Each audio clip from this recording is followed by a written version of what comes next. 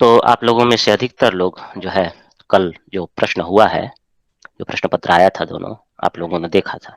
2020 का वह प्रश्न पत्र था, जो कि एग्जाम था 2020 का। इस बार ऐसा हुआ कि 2021 में वही एग्जाम लेना पड़ा, कोविड और इन सब के कारण यूपीएससी ने अभी लिया। नहीं तो नॉर्मली अक्टूबर में हो जाता है, सितंबर अक्टूबर नवंबर ऐसे में। तो 2020 का आप लोगों ने पेपर सभी लोगों ने देखा था। आपके अनुभव क्या है? और आपके अनुभव हो उससे पहले आप लोगों के कुछ कुछ लोग मैसेज भेजे थे, उनका नाम नहीं लूंगा, मगर एक किसी ने कहा ऐसा लग रहा है पूरा पेपर सर पहले ही बना चुके हैं, करवा चुके हैं। फिर एक ने कहा कि हम पेपर देख करके सोच रहे थे कि सर ने पेपर ही आउट करा दिया। और एक और बात थी कि पेपर देखकर बहुत खुशी मिली, उचित मार्गदर्शन प्राप्त हुआ हम सभी को। और लोग आ जा रहे हैं। किसी ने कहा कि सर आपने बहुत अच्छी बात बोला, उन्होंने कि सर आपने जैसा बताया वैसा ही आया। अब हमारी जिम्मेदारी बनती है कि उन सभी चीजों को और सिस्टमेटिक वे में प्रिपेयर करें। अभी अब हमारी भी यह जिम्मेदारी बनती है। बहुत अच्छी बात है। तो आप लोग जब ये कहते हैं तो खुशी मिलती है। और दूसरी बात ये है कि ये पेपर क्यों, मैं बार बार कहता हूं कि हमारा पढ़ाया हुआ, हमारी मटेरियल, ये सारी चीजें मोर देन सफिशिएंट है आपके अगले 3-4 साल के 5 साल के एग्जाम के लिए। तो आप लोगों ने अंदाजा लगाया होगा कि क्यों मोर देन सफिशिएंट है कि नहीं? क्या अनुभव रहा आप लोगों का? जो जिनका बैच समाप्त हो चुका है, जो लोग पहले पढ़ चुके हैं, वह पहले बताएं, क्योंकि उनसे प्रश्न भी पूछूंगा मैं। जी सर, बिल्कुल।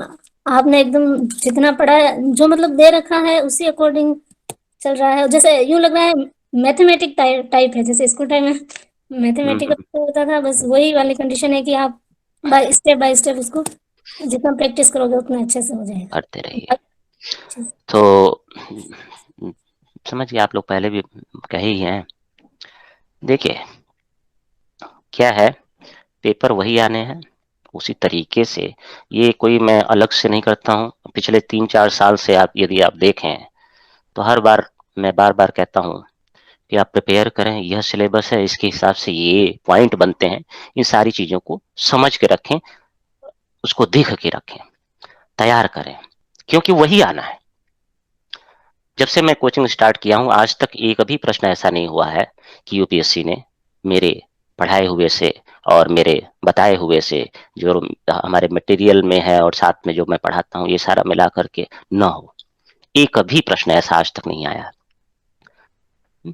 मैं फिर भी ये ऑप्शन रखता हूँ कि 10 नंबर 15 नंबर यूपीएससी के ऊपर छोड़ दिया जाए।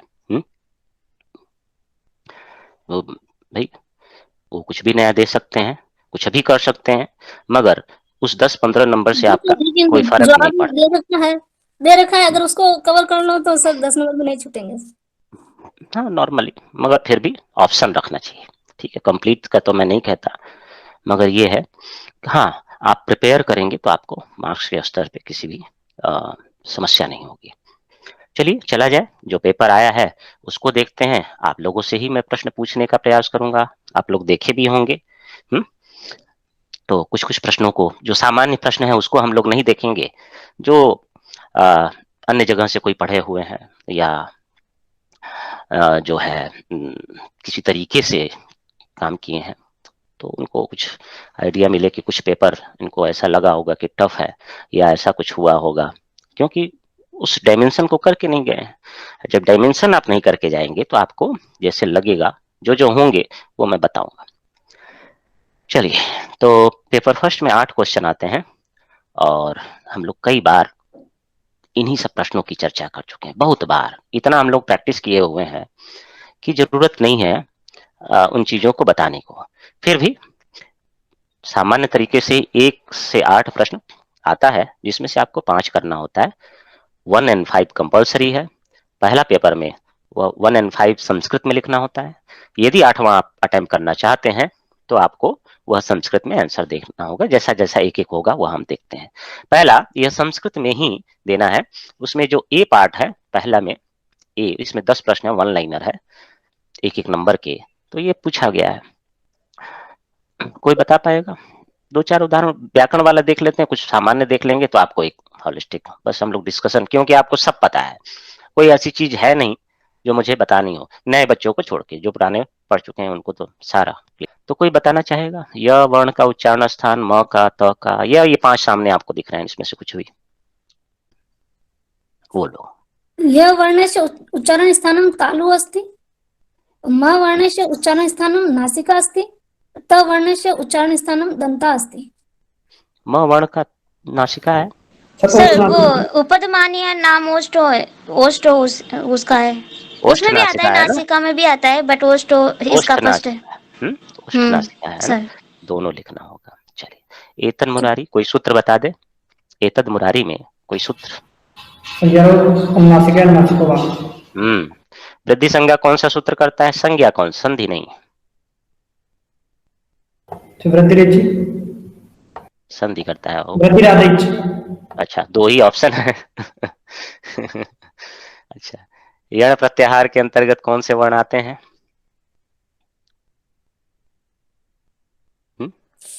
य व र ल वर्णा भवन्ति। अच्छा, मध्वरी में संधि कौन सी है और सूत्र क्या है? संधि विच्छेद क्या है और सूत्र क्या है? सर मधु धन अरि है और इको यांची सूत्र से होएगा, मतलब कि अधन स्थान इको यांची सूत्र से इतने सूत्रेण वो स्थानीय व स्थानीय अंतरतम से, फिर उसके अकॉर्डिंग उसमें वर्ण सम्मेलन करके कर दिया जाएगा, वर्ण सम्मेलन करके कर दिया जाएगा। अच्छा, मधुवरी है। बताइए, सच सच जो चक्रम है, सचक्रम, उसमें कौन सा समास है?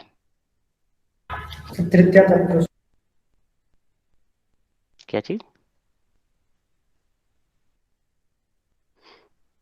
कौन सा समास है? बोलिए भाई।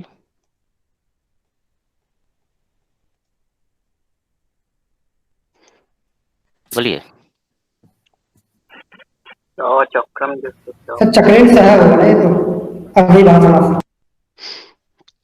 चक्रेण युगपथ है ना, अव्ययी भाव समास, अव्ययी भावे चाकाले,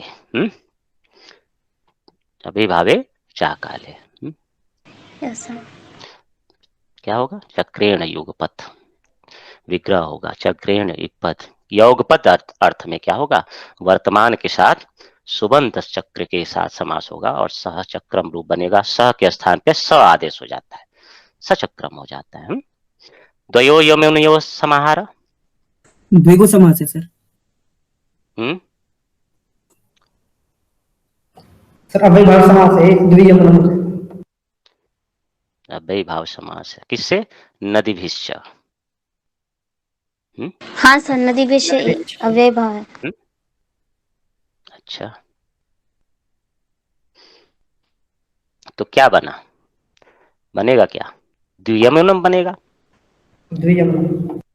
अच्छा, चलिए, बहुत अच्छी बात है। यानी नदीभिश्च सूत्र भी नीचे दिया हुआ है। अभी आप देखेंगे इसके बाद में सूत्र भी दिया हुआ है, पूछा भी है। हाँ सर। बालिका पुस्तकानि पठन्ति, इसका कोई वाच्य परिवर्तन कर सकता है?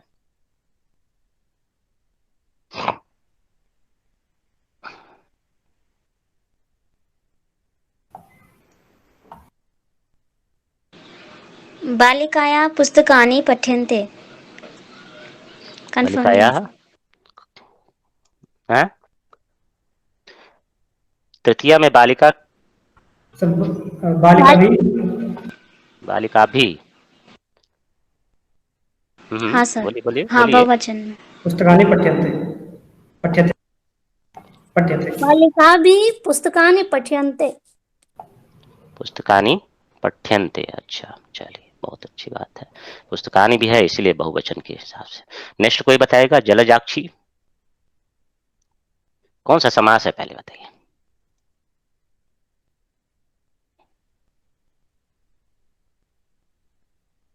जलजे इव अक्षिणी यस्या, बहुव्रीहि होगा, बहुव्रीहि समास होगा। जलजाक्षी, जलजाक्षी मतलब जलज के समान आंखें हैं जिसकी, स्त्रीलिंग में।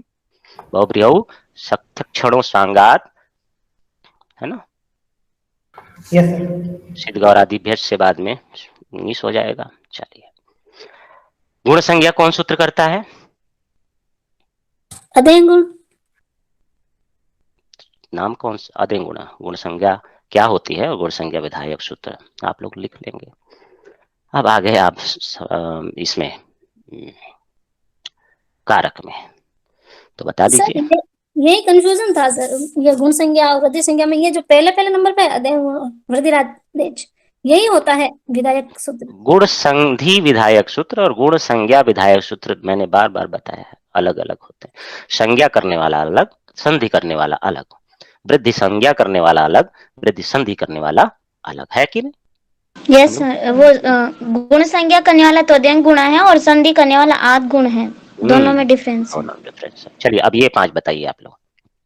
अच्छा, जो लोग पहले अभी नया ज्वाइन किए हैं, कुछ समय पहले ज्वाइन किए हैं, वो लोग सुनिएगा कि ऐसे आप लोग भी उसी कंडीशन में होंगे जैसे अभी इन लोगों का बैच समाप्त हुआ, और भी बहुत सारे लोग हैं। तो क्या हुआ, कवर किए हैं, वैसे आपका भी। आप ये समझिए कि आप कितना, आपके लिए ये महत्वपूर्ण चीजें हैं और आप कैसे करते हैं, मुझे बताने की आवश्यकता नहीं है। ग्रामम गच्छन् त्रिणम स्पृशति, एक बार प्रथम जो है, ग्रामम गच्छन् त्रिणम स्पृशति, कौन सी संधि कह रहे हैं? द्वितीय कारक। व्यक्ति है। कोटिकारक और निप्रो प्रथम कोटिकारक, मतलब प्रथम विभक्ति। सर तथायुक्तम च अनिश्चितम से होते हैं। इसी Yes, में sir. द्वितीय आप विभक्ति। देखेंगे तथा युक्तम च अनिश्चितम भी सूत्र पूछा हुआ है। पूछा है। सर आंसर भी उसी में दे रखे हैं। अच्छा, तो ऐसा भी नहीं समझना है कि उन्होंने एक बार कर दिया तो बार बार आपको आंसर उसी में से। हाँ, मगर आप ध्यान रख सकते हैं, कई बार क्या होता है दोनों चीजें मिल जाती हैं। हाँ पादेन सर, वो नदी खंजः, वाले में मिला था। पादेन खंजः, तृतीय विभक्ति है सर, वो इसमें सर ये नंग विकार है सर। एन अंग विकारा, यहाँ क्या दिया हुआ है सूत्र? एन अंग विकारा भी दिया है। जी सर, सी में दी। Yes sir. कृष्णाय क्रुध्यति, कृष्णाय क्रुध्यति, क्रुद्ध, कौन सा सूत्र है? क्रुद्ध द्रोहेश्या असूयार्थानाम। द्वितीय विभक्ति। चोरा, कौन सा विभक्ति क्या कही हो? चतुर्थी। चतुर्थी कहाँ? कृष्णाय क्रोध द्रोहार्थानाम यम प्रतिकोपा, है ना। Yes sir. चौरात विभेति, वित्राथानाम भय हेतु। भय हेतु, बहुत अच्छे बहुत अच्छे। गोश दुह्यमाना सुगतः, लिख लेंगे ना, सबको लिखा हुआ दिया ही हुआ है, 3-4 लाइन में कैसे लिखना है लिखा हुआ है, संस्कृत में लिखना है।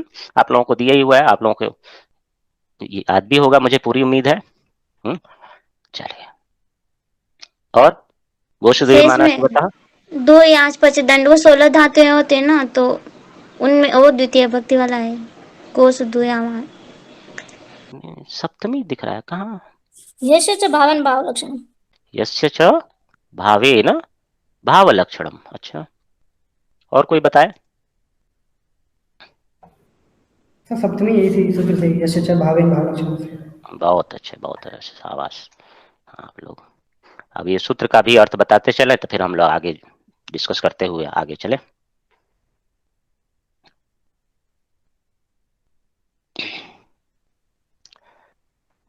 तुल्यास प्रयत्नम समर्णम, जल्दी जल्दी बोल देंगे तो हम लोग कवर कर लेंगे बहुत सारी चीजें।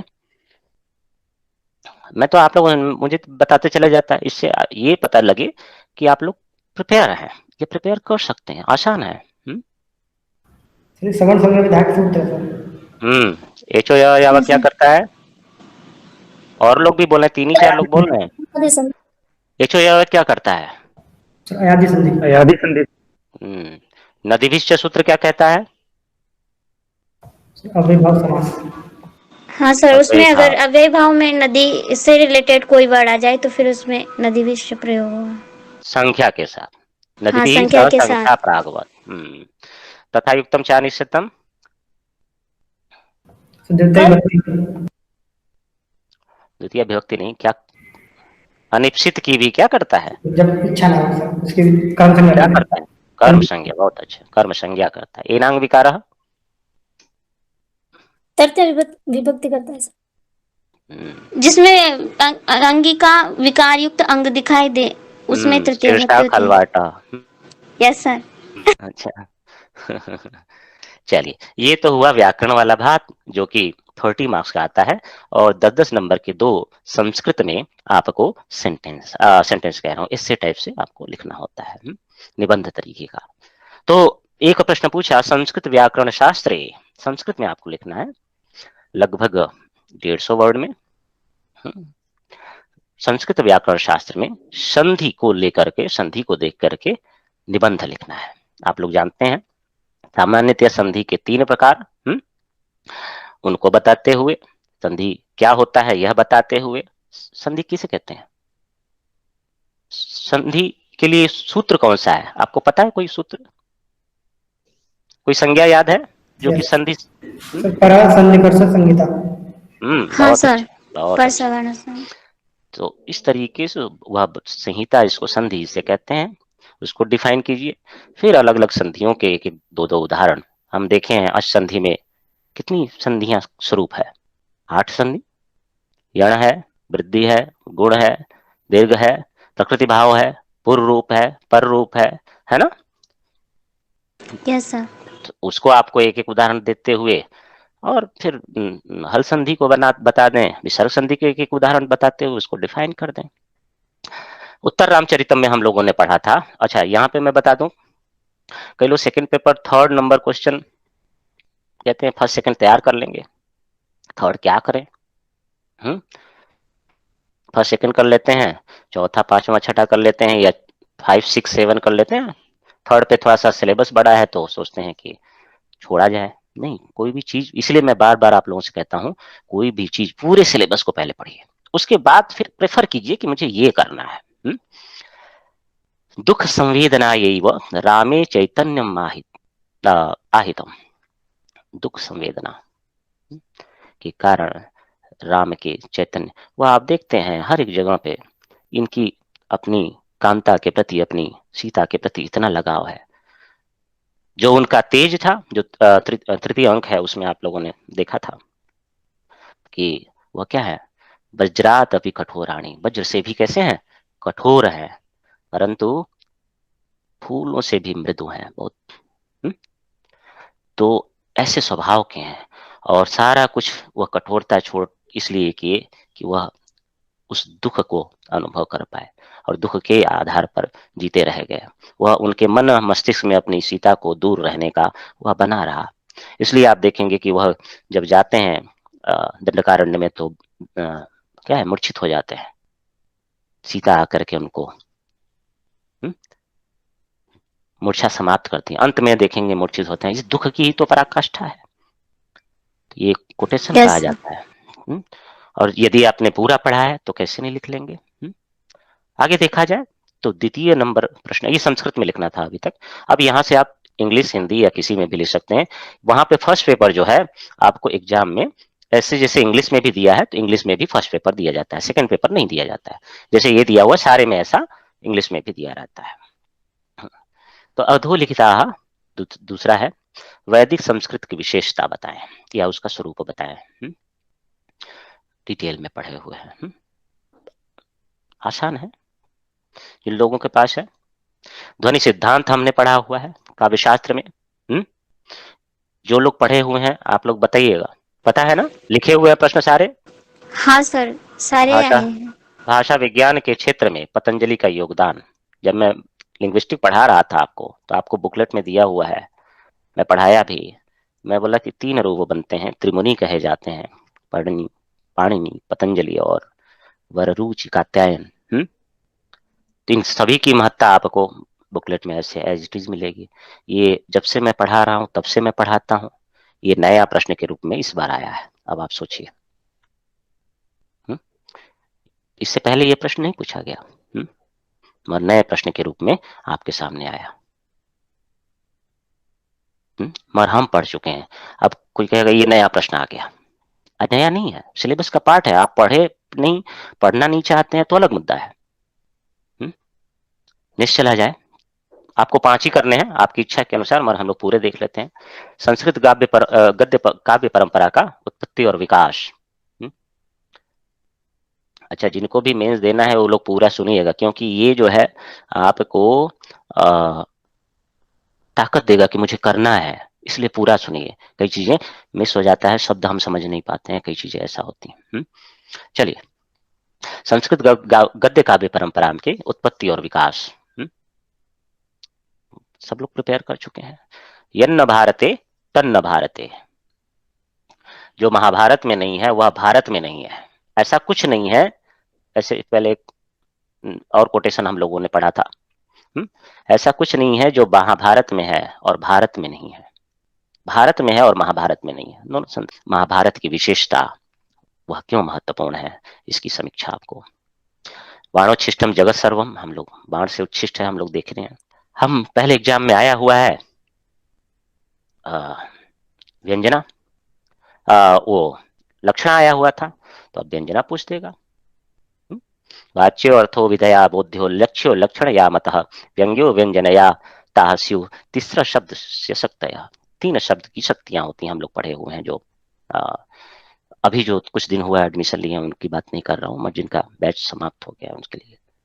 तो क्या है कि 3 अर्थ से हम शब्द की शक्तियां होती हैं जो हम जान पाते हैं। एक होती है अभिधा, जो कि हम डायरेक्ट उन चीजों को समझ लेते हैं, जैसा आपने कहा वैसा मैं समझ जाऊं। एक होता है लक्षणा, जैसे हम लोग, आप लोगों को याद होगा गंगा तीरे, गंगायाम घोषा का गंगा तीरे घोषा ऐसा अर्थ निकालते थे। और एक होती है व्यंजना।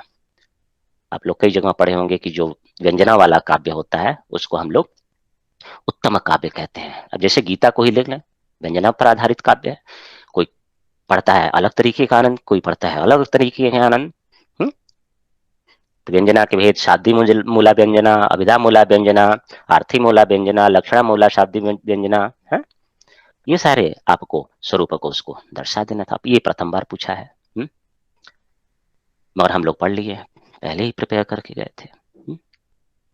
काव्येषु नाटकम रम्यम, ये हजारों बार का प्रश्न है। ये तो जैसे बाणोच्छिष्टम काव्येषु नाटकम रम्यम, यही मैं पुनः बता रहा हूँ। देखिए कि कैसे वह आपको तृतीय जो प्रश्न पत्र है सेकंड पेपर में, वह जो है क्वेश्चन है, तृतीय नंबर क्वेश्चन जो कि नाटक रूपक से संबंधित है, वह प्रिपेयर करना कितना, नहीं तो क्वेश्चन छूट जाएगा अगर ये आप अटेम्प्ट करना चाहते हैं। संस्कृत काव्य शास्त्र में काव्य प्रयोजन, आप लोगों में से कोई बताना चाहेगा? ध्यान दीजिएगा शब्दों को। संस्कृत काव्य शास्त्र में विवेचित काव्य प्रयोजन, हम लोग अलग अलग पार्ट में लिखे थे, अलग अलग पार्ट में लिखे थे। भरत मुनि ने क्या कहा था, कोई बता सकता है? नाटक के प्रयोजन क्या है, क्यों लिखा जाता है नाटक? काव्य शास्त्र की पहली क्लास। अच्छा, जो आपको याद हो वही बता दे। मम्मट का याद है किसी के पास? चलिए एक लाइन मैं बताता हूँ, मुझे पूरा यकीन है कि आपको याद होगा। काव्यम यशसे अर्थ कीते व्यवहार विदे।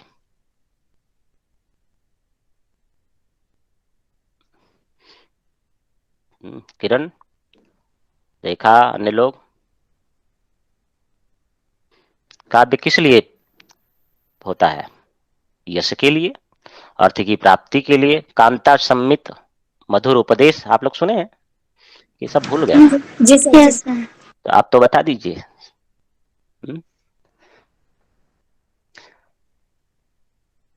बताना पड़ेगा सर, यश की प्राप्ति के लिए और अर्थ प्राप्ति के लिए और मतलब ये, व्यवहारिक ज्ञान, हाँ, लोक व्यवहार के ज्ञान के लिए भी होता है और अमंगल की शांति, अलौकिक हाँ, आनंद की प्राप्ति, आत्म है ना? शांति के लिए। हाँ, कांता तो समेत उपदेश के डेवलपमेंट लिए। क्या हुआ नेक्स्ट ये क्या? आपको बता, केवल इन्हीं का नहीं बताना है, मम्मट का, आपको भरत मुनि का भी हमने पार्ट वाइज लिखा हुआ है आपके पास।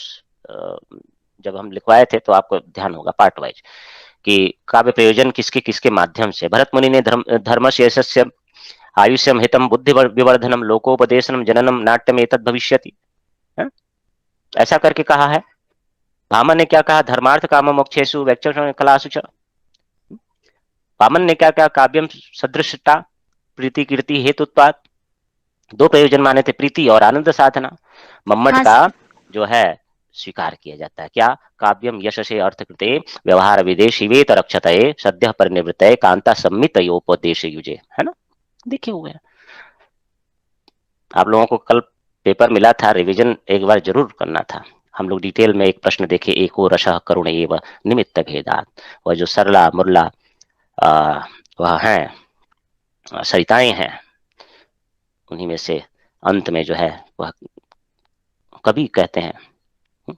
उत्तर रामचरित किसने लिखा है? भवभूति। बहुभूति ने।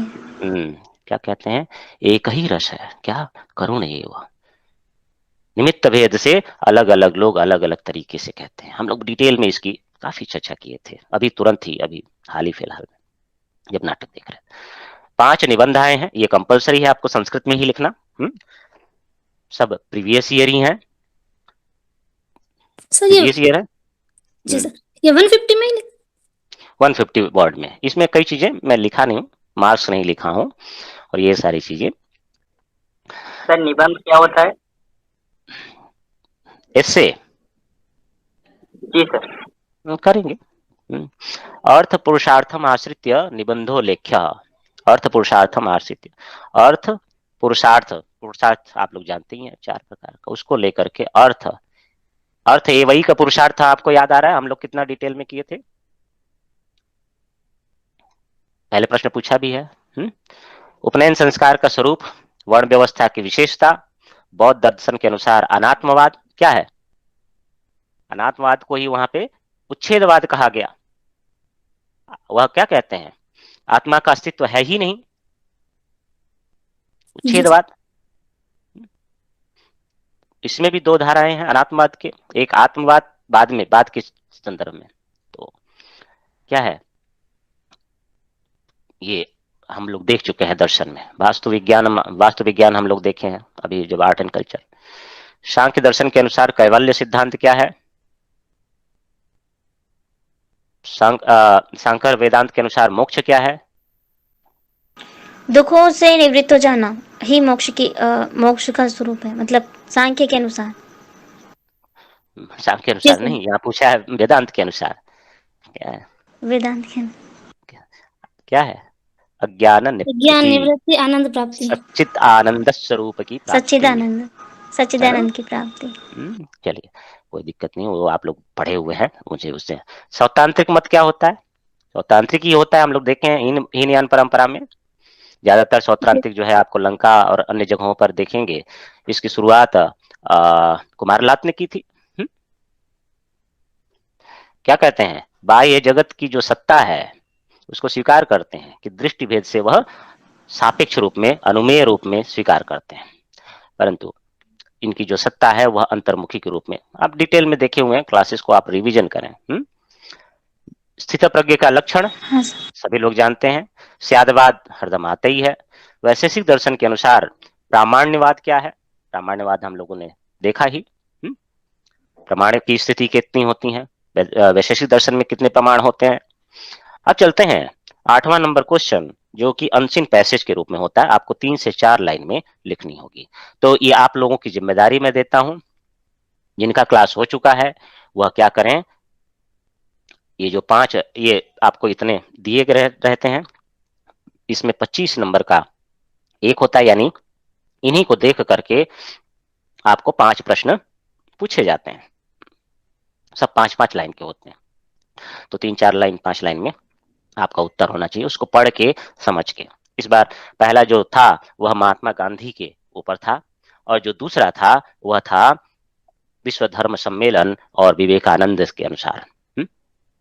यूपीएससी की ये बहुत अच्छी बात है कि वह अब इस समय काल में वो सामान्य चीजों से रिलेट करके प्रश्न देते हैं कि आप थोड़ा संस्कृत को एड ऑन करेंगे उस नॉलेज के साथ, थोड़ा बहुत आप सुने रहते हैं तो आसानी से उसको आप कर सकते हैं।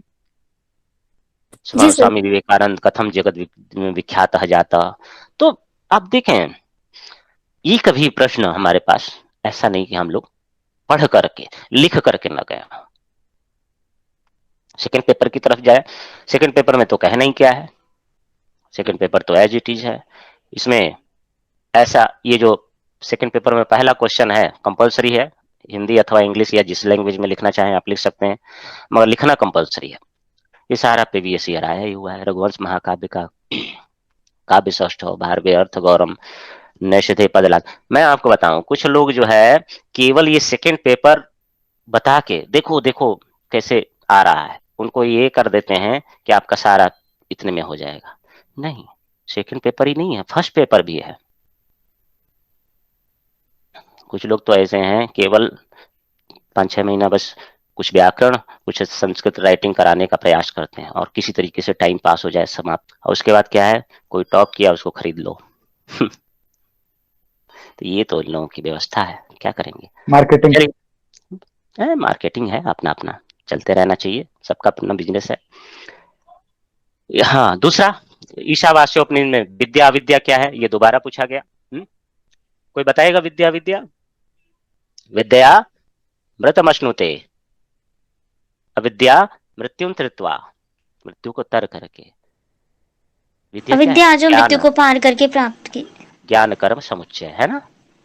कौटिल्य अर्थशास्त्र का आज क्या सांप्रतिकम उपादेय क्या है, आज महत्व कैसा है। गीता में निष्काम कर्म योग कैसा है। उसके बाद तीसरा स्वप्नवास वदत्तम को जो स्वप्नांक है, आप लोग बताए हो ना, दिया हूं मटेरियल भी। स्वप्नांक, स्वप्न दृश्य की नाट्य महत्ता क्या है, ये ऐसे ही है। कारुण्यम भवभूत रेव तनुते, पुनः चरित्र चित्रण प्रधान में मृच्छकटिक की विशेषता है, ये हम लोग प्रश्नोत्तर के रूप में देखे हैं सारा। चौथा जो आया है पंचतंत्र में राजनय लोकनय, मतलब राजनीति और लोक नीति, लोक को कैसे आगे बढ़ाया जाए, राज को कैसे, ये संस्कृत वाला है। यह चौथा नंबर क्वेश्चन आपको अगर अटेम्प्ट करना चाहते हैं तो संस्कृत में ही लिखना है। ये सारा प्रीवियस ईयर आ चुका है। जो 5वां नंबर है ये संस्कृत में आपको व्याख्या करना है, लगभग 150 शब्दों में 10-10 नंबर का आता है। पांचों के पांचों आपको करने होंगे, 5 आते हैं। तो आप लोग देखे, यथा विद्युताग्नि नाम, यथा कामार्चितार्थी नाम, यथा पराध दंडा नाम, कोई ऐसा उसका फिक्स पैटर्न है। 5 से लेकर के 8 तक सारा रिपीट होता है, या फिर पूरे सिलेबस को आप कवर करके जाए। इतने श्लोक हैं, किसी में 5वें में 30 है, छठे में लगभग 30-40 है, इस तरीके से करके 7वें 8वें में भी। यहाँ पर हम लोग देखे हैं 7वें में आशय इंटेंशन लिखना होता है, कवि जो है का इंटेंट क्या है, आशय क्या है। एक तरीके से निबंधात्मक कवि क्या कहना चाहता है, स्वरूप बनता है। आप लोग देखे हुए, हम लोग तैयार किए गए हैं सुखनाशोपदेश।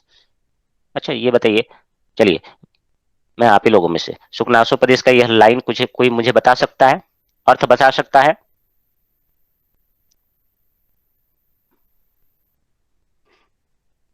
किस संदर्भ में है, कहाँ कहा गया है और किस?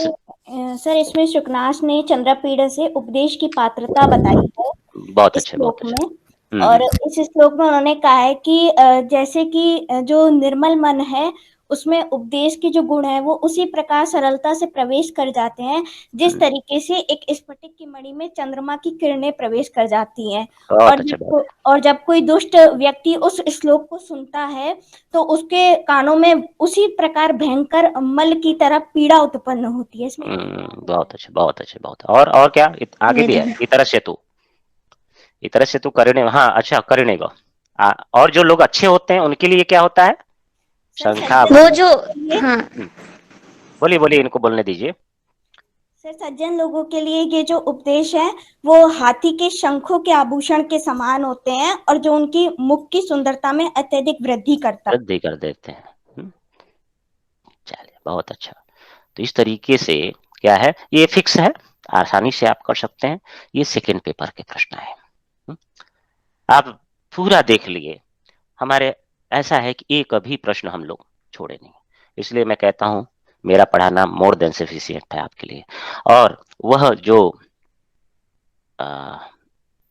अगर आपको कभी कंफ्यूजन हो तो अगला मेंस देख लीजिए, जिसको अगली बार देना है 22 में देना है, 21 में देना है, तो भैया आप पढ़ करके देख लीजिए। फिर वही 21 में सारी चीजें ना हुई, 10 नंबर यूपीएससी के ऊपर भी 15 नंबर छोड़ देना चाहिए भाई, ऐसा ना हो।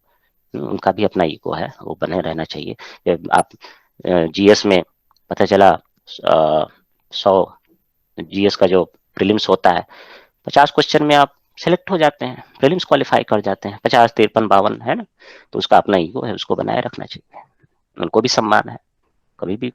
मगर हाँ, इसके कारण आपको नुकसान नहीं होगा आपके सब्जेक्ट में। बढ़िया से फिर मेहनत कीजिए, जितना दिया गया है, जितना बताया गया है, जितनी क्लासेस सारी हुई हैं उसको रिवीजन कीजिए, समय जरूर दीजिए। उनके लिए मैं कह रहा हूँ जो कि क्लास अभी कर चुके हैं। कॉन्फिडेंस में नहीं रहना कि हमको सब आता है, नहीं, कॉन्फिडेंस आपको डुबो देगा। आपको क्या है, अभ्यास करना है बार बार मन मस्तिष्क में। आपको लगा होगा मैं इसलिए प्रश्न पूछा हूं कि आप कई चीजें भूल गए हैं, तो उसको आप रिवीजन कर पाए, यहाँ से सीख मिलेगी। और जो नए बच्चे हैं उनको यह सीख मिल रही है कि क्या है, हमें तैयार करना है, और हम करेंगे तैयार तो आसानी से कर सकते हैं। ठीक है। हाँ, तो बिना प्रैक्टिस के कुछ नहीं मिलता है। आपके पास सब कुछ है। अब अगर जैसा कि राजेश्वरी ने कहा था कि हमें सब कुछ पता है, यही आना है, हमको ये भी पता है, तो हमारा कर्तव्य है मेहनत करना। जी सर। हमारा कर्तव्य है उसको रिवीजन करना। ये आप अपने हैबिट में डाल लीजिए, वीडियो देखिए, रिवीजन कीजिए, वो आपके मन मस्तिष्क में बार बार बैठता है, तब ये जैसे वॉकिंग इन द गार्डन वाला आप आसानी से कवर कर लेंगे। बाकी आप जीएस में मेहनत करें, एसए में मेहनत करें, प्रीलिम्स के लिए मेहनत करें, और सारी चीजें, इसको केवल समय दीजिए। एक क्वेश्चन डेली लिख लीजिए, या कुछ अभ्यास कीजिए, संस्कृत राइटिंग का अभ्यास कीजिए, इसको केवल समय दीजिए। तैयार आप जो लोगों का हो चुका है, केवल समय दीजिए, प्रैक्टिस कीजिए, ये मत भूलिएगा। ठीक है, चलिए इतना ही रखते हैं हम लोग, कल मिलेंगे। अब आप लोगों से कोई प्रश्न हो, कुछ पूछना चाहते हैं तो आप लोग पूछ सकते हैं, कोई भी, पहले पढ़े हो नहीं पढ़े हो, से कोई फर्क नहीं पड़ता।